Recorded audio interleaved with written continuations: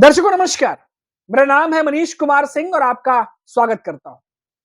दर्शकों, दिवाली से ठीक पहले शरद पवार की एनसीपी ने बीजेपी पे बड़ा हमला बोला है और ऐसा हमला बोला है और जिस वजह से बोला है शायद बीजेपी की दिवाली फीकी कर दे। जी हां दोस्तों, शरद पवार की एनसीपी ने बीजेपी पर बड़ा हमला बोलते हुए कहा है कि किसानों की अनदेखी कर रही है बीजेपी और अभी तक राहत किसानों को नहीं पहुंची है और उनकी भावनाओं से खेल रही है सरकार। ये बात शरद पवार की एनसीपी की तरफ से कही गई है। पूरी खबर डिटेल से बताता हूं कि कैसे शरद पवार की एनसीपी ने दिवाली के मौके पर बीजेपी को चारों तरफ से घेर दिया है। शरद पवार की पार्टी एनसीपी ने भाजपा पर आरोप लगाया है कि बाढ़ग्रस्त किसानों के भावनाओं के साथ सरकार खेल रही है। उन्हें अब तक उनके बैंक खातों में सहायता धनराशि नहीं दी गई है। इस साल किसानों की दिवाली काली है। 17 अक्टूबर को शरद पवार की जो एनसीपी है, उन्होंने किसानों के हक में बड़ा मोर्चा निकालने जा रहे हैं। वो लोग खेत में पानी डूब गए हैं। शरद पवार की एनसीपी का कहना है कि जो खेत है वो पानी में डूब गए हैं, फसलों के साथ मिट्टी बह गई, मेहनत से खड़ा किया गया किसानों का संसार पल भर में उजड़ गया। उज्जवल भविष्य के सपने देखने वाले बच्चों की किताबें सब कुछ कीचड़ में दब गई। वर्षों से पाले गए पशुधन जो है वो भी जान गंवा बैठे हैं, लेकिन सरकार अनदेखी कर रही है। इस सर्वनाश के कारण किसान की कमर टूट गई है। किसानों का कहना है कि जब वे मदद की उम्मीद कर रहे थे, तब सरकार ने अपनी जिम्मेदारी से मुंह मोड़ लिया। सरकार ने केवल टुटपुंजी रकम देकर अपना हाथ छटक लिया। कई किसान परिस्थितियों से हताश होकर आत्महत्या करने को मजबूर हो रहे हैं, लेकिन सत्ता के नशे में चूर सत्ताधारी नेताओं को उनके अंतरात्मा का आवाज सुनाई नहीं दे रही। ये शरद पवार की एनसीपी की तरफ से बड़ा तीखा हमला बोला गया है। आपको बता दें कि इसको लेकर राज्य भर में किसान 17 अक्टूबर यानी कि शुक्रवार को सुबह 10 बजे से 2 बजे तक प्रत्येक जिलाधिकारी कार्यालय के बाहर धरना प्रदर्शन करेंगे। इस आंदोलन का उद्देश्य है किसान जो अनुभव कर रहे हैं उसे सरकार तक पहुंचाना। इससे पहले शरद पवार ने महाराष्ट्र सरकार पर उगाही का आरोप लगाया था। गन्ने के दाम में 15 रुपए प्रति टन की कटौती कर इसे जो सीएम राहत कोष में भेजने के फैसले को पवार ने गलत बताया। उन्होंने कहा कि इससे किसानों में असंतोष है। शरद पवार ने कहा कि राज्य सरकार को अपने इस फैसले पर फिर से विचार करने की जरूरत है। नुकसान झेलने वाले जो गन्ना उत्पादक हैं, उन्हें मदद करने के बजाय उनसे जबरन पैसा वसूलना गलत है, जबकि उन्हें सहायता दी जानी चाहिए। मैं ये बात मुख्यमंत्री तक पहुंचाऊंगा और उनसे इस फैसले पर पुनः विचार करने का अनुरोध करूंगा। तो एक तरफ शरद पवार की एनसीपी जो लगातार बीजेपी पे हमलावर है, वहीं बार बार जो बीजेपी है वो ये कह रही है कि भाई ये कोई जो अवैध वसूली की बात जो शरद पवार कह रहे थे, उस पर जो सफाई दे रहे हैं कि बोल रहे हैं कि वैसा नहीं है जैसा कि कहा जा रहा है। लेकिन सबके बीच में एक और बड़ी खबर आ रही है, जहां एक तरफ शरद पवार की एनसीपी, शरद पवार खुद बीजेपी पर हमलावर हैं, वो एक बड़ी खबर आई है और वो बड़ी खबर है एनसीपी जो शरद पवार की एनसीपी है, उन्हीं की सांसद बड़ी नेता दिग्गज नेता सुप्रिया सुले से जुड़ी हुई। उन्होंने ट्वीट करके कहा है कि इस बार पवार परिवार दिवाली नहीं मनाएगा। जी हाँ दोस्तों, ये बड़ी खबर आ रही है। राष्ट्रवादी कांग्रेस पार्टी शरद पवार की एनसीपी की कार्यकारी अध्यक्ष सुप्रिया सुले ने कहा कि पवार परिवार ने इस साल दिवाली नहीं मनाने का फैसला किया है। ये बात उन्होंने सोशल मीडिया पर एक्स पर पोस्ट करके ये जानकारी दी है।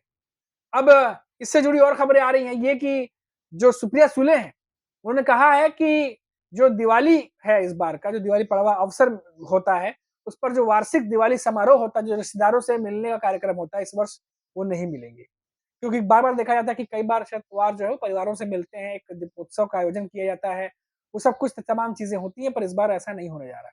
कारण जो है वो ये है कि शरद पवार के जो छोटे भाई हैं, प्रताप राव पवार, उनकी पत्नी भारती पवार 77 वर्ष जिनकी उम्र बताई जा रही है खबरों की माने, तो मार्च में उनका निधन हो गया था, जिसकी वजह से सुप्रिया सुले ने ये बात कही है। वहीं आपको बता दें कि पिछले साल बारामती में पवार परिवार के द्वारा 2 अलग-अलग दिवाली सम्मेलन का आयोजन किया गया था। इस तरह अजीत पवार ने पहली बार उनके जो काठियावाड़ी स्थित दिवाली सम्मेलन का आयोजन किया था, तो वहीं दूसरी तरफ हमेशा की तरह शरद पवार की ओर से गोविंद बाग में दीपावली का सम्मेलन आयोजन किया गया था। ये पहली बार था जब शरद पवार से राजनीतिक रूप से दूर होकर पारिवारिक तौर पर अजीत पवार ने दूरी बना ली थी। दोनों के बीच ये दूरी दिवाली पर देखने को मिली थी। तो ये जो खबर है दोस्तों वो समझ में आ रही है। इस बार दिवाली नहीं मनाने की बात कही जा रही है। अलग-अलग क्या मना ही नहीं रहे। सुप्रिया सुले ने कहा कि पवार परिवार इस बार दिवाली नहीं मनाएगा, पवार परिवार।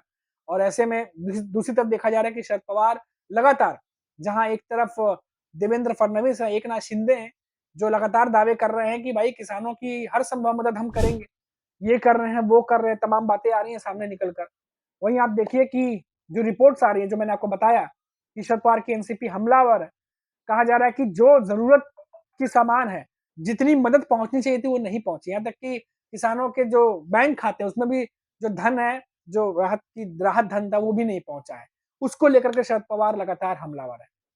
और दर्शकों, ये बात मैं इसलिए कह रहा हूँ क्योंकि दिवाली पर बीजेपी की दिवाली फीकी इसलिए पड़ सकती है क्योंकि ये ऐसे मामले हैं जो बीजेपी को बहुत तगड़ा नुकसान पहुंचा सकते हैं। एक तरफ तो जहां विपक्ष महाराष्ट्र में ग्राउंड लेवल पर ये बताने के लिए तैयार है लगातार, चाहे वो कांग्रेस हो, राज ठाकरे, उद्धव ठाकरे हो, शरद पवार की एनसीपी हो, विपक्ष के तमाम 4-5 बड़े दिग्गज दल लोगों तक ये बात पहुंचाने में लगे हैं कि चुनाव में धांधली हो रही है, वोटर लिस्ट में गड़बड़ी की जा रही है और इसको लेकर के बीजेपी और विपक्ष के नेता आमने-सामने आ गए। बीजेपी के नेता जहां मीडिया में बयान दे रहे हैं, वहीं विपक्ष के नेता भी मीडिया में आकर के एक दूसरे पर हमला बोल रहे हैं। न सिर्फ दिग्गज नेता, बल्कि विधायक पार्षदों तक ये बात चली गई है और अपने-अपने लेवल पर, लोकल लेवल पर भी कई सारी खबरें आ रही हैं जहां नेता एक दूसरे के साथ भिड़े हुए हैं इस मामले को लेकर के। बीजेपी को ये लग रहा है कि शायद अगर ये काम कर गया, लोगों के बीच ये बात पहुंच गई कि वाकई बहुत सारी गड़बड़ियां हैं, जो लिस्ट दिखाई जा रही है उसमें क्या चुनाव सही तरीके से हो रहे हैं, तो बीजेपी और महायुति को नुकसान हो सकता है। इसलिए पहले ही समय रहते इसको डिफेंड करने की कोशिश बीजेपी के नेता कर रहे हैं और इसे कह रहे हैं कि ये भ्रम फैलाने की कोशिश की जा रही है। वहीं दूसरी तरफ विपक्ष मानने को तैयार नहीं है। निर्वाचन आयोग से भी मिल रहे हैं, प्रेस में भी आ रहे हैं और उसके बाद जो बाकी के नेता हैं, विधायक विधायक लेवल पर और नगर सेवक लेवल पर, वो नेता भी जो अपना लोकल मीडिया होती है, जो एरिया वाइज होती है, छोटे-छोटे यूट्यूबर्स होते हैं या वेबसाइट होती हैं, उनको इंटरव्यू दे देकर ये बात कह रहे हैं कि नहीं, धांधली हो रही है, चुनाव लिस्ट में गड़बड़ी है और अपने-अपने लेवल पर लेकर के सबूत भी आ रहे हैं। तो ये चीजें भी लगातार अब देखने को मिल रही हैं। लेकिन सबसे बड़ा सवाल कि शरद पवार जो कुछ भी करने की कोशिश कर रहे हैं, क्या वो बीजेपी को बीएमसी चुनाव में नुकसान पहुंचा पाएगा? क्या शरद पवार सोच समझकर रणनीति के तहत ये तमाम चीजें कर रहे हैं उनकी एनसीपी? क्या उन्हें पता है कि अगर किसानों की बदहाली पर बीजेपी सरकार या महायुति सरकार अगर फेल हुई है, उन बातों को उठा करके अगर हम लोगों के सामने रखें, तो ये बहुत सारी चीजें जो हैं उस पर बीजेपी घिर सकती है। और क्या इसी वजह से इस समय जब महाराष्ट्र में पूरा फेस्टिवल का एक तरह से माहौल है, उस समय किसानों की जो बातें हैं उसको लेकर के फडणवीस सरकार पर निशाना साध रहे हैं? और वाकई दोस्तों, ये बात कहने वाली नहीं होगी कि मराठवाड़ा में जो इलाके हैं वहां पर सिचुएशन बहुत खराब है और इस बार किसानों की हालत बहुत ज्यादा खस्ता है। और जैसा कि हमेशा सरकार कहती है कि हम पूरी कोशिश करेंगे, लेकिन जमीनी लेवल पर आप कभी भी चले जाइए, किसी भी स्टेट में चले जाइए, चाहे किसी की सरकार रही हो, कभी भी ऐसा देखने को नहीं मिलता है कि जितनी जरूरत हो उतनी मदद लोगों तक पहुंची हो। बहुत ज्यादा मुश्किल हो जाता है चीजों को संभालना। और अभी भी कई बार ये खबरें निकलकर सामने आती हैं कि इतना कुछ कहने के बावजूद भी मराठवाड़ा के तमाम जगहों पर जहां पे भी ये चीजें सामने आई थी, डिस्ट्रिक्ट हो, वहां के जो लोकल लोग हो, अभी भी सिचुएशन बहुत खराब है। अभी के लिए इतना ही। आप देखते रहिए 4 PM महाराष्ट्र। लौटेंगे तो बात करेंगे किसी बड़ी खबर पर। नमस्कार।